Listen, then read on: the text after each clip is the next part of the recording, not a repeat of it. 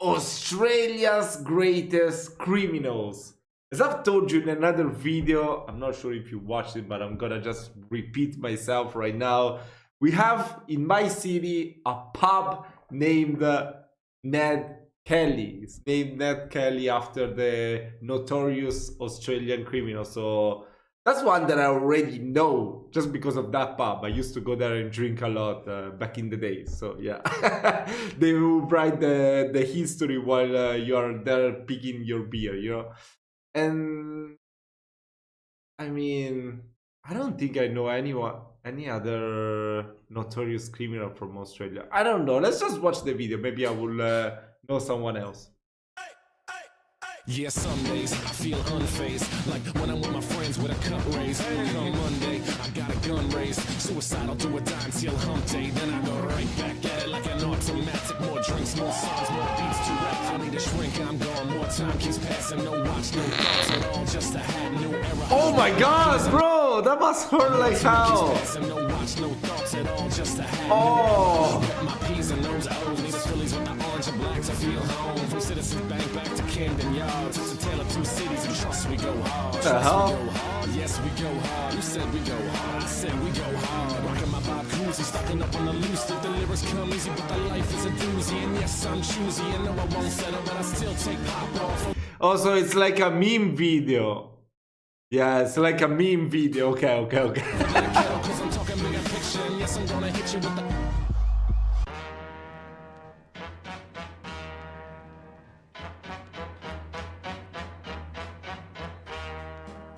Australia's A large greatest chunk of criminals. Australia's population is only here because their ancestors were criminals. And luckily for us, over the last few hundred years, the apple hasn't fallen far from the tree. And that means that Australia has a large variety of different crooks. We've got some that are smart, some that are dumb, some that are gross, and just a Wait, Melbourne man charged with lighting fires at ducting cities underwear. What the fuck? about everything and anything in between. What But in the today's hell? video, we're going to be focusing on some of Australia's greatest criminals. And when I say greatest, I actually mean the ones with the funniest stories. So without further ado, let's get into it. First up, we have the world's slowest police chase. One day at 3 AM, this man from Queensland decided it was the perfect time to take his stolen tractor for a quick ram raid. So he decided to drive to his local motorcycle dealer, smash through the front door, and after a quick my hop, skip and jump, he God. hooked up two brand spanker Kawasaki dirt bikes,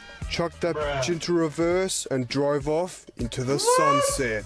Except that's not quite where this story ends. You see, someone witnessed this whole ordeal and decided to call the cops. And due to the fact that he was driving a big yellow tractor with two bright green dirt bikes hanging from the front, it didn't take too long for the cops to find him. Now, I've watched enough Farmer Wants a Wife to know that a tractor is not a fast vehicle. But as you're about to see, the man behind the wheel of this tractor has been spending too much time playing Grand Theft Auto. Instead of surrendering like a pussy, he decides to do some on-the-fly weight reduction to squeeze every kilometre of top speed out of his stolen JCB.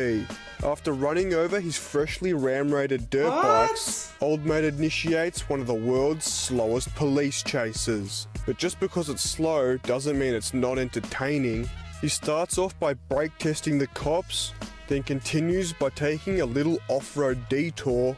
He then finds himself driving along the train tracks, and as you can see here, it handles like it's on rails.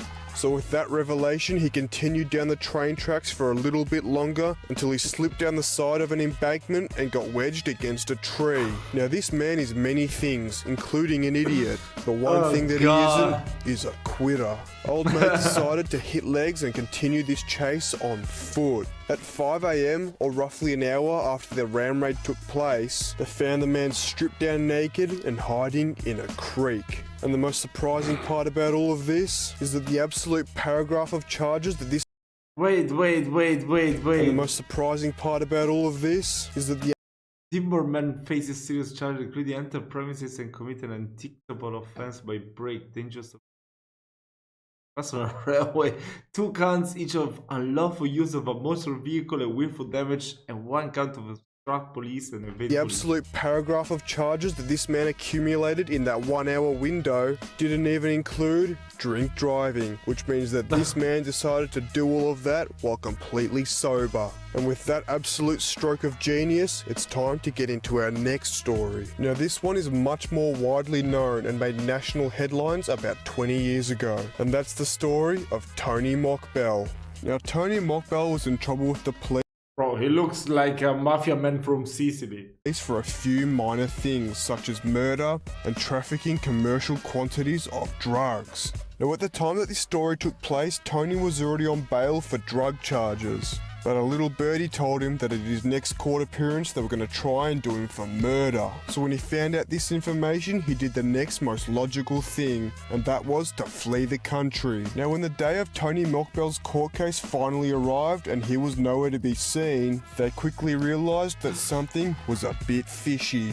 Tony Mockbell realised that such a high-profile criminal like himself wouldn't be able to just jump on a plane and fly out of the country, so he gathered up a crew and decided to sail from Fremantle to Greece. The journey took roughly 2 weeks, and for about the next 6 months he was a free man, until he was tracked down and caught in a cafe wearing this wig. Now technically he hadn't actually broken any laws in Greece until they realised that he was using a fake passport, which allowed the Greek police, which were working with the Australian police, to finally arrest him. Even though the only crime Tony Mockbell technically committed on Greek soil was having a bodgy passport, he spent 10 months in the Greek prison system, and for the entirety of his stay, the Australian government was fighting for his extradition. And after about 10 months of this constant beratement from the Australian government, Stavros at the front desk had finally had enough and said that we could have him. So they Don't get him, stuck him Malaka. on a private jet and flew him back to Melbourne for the small price of $450,000. What?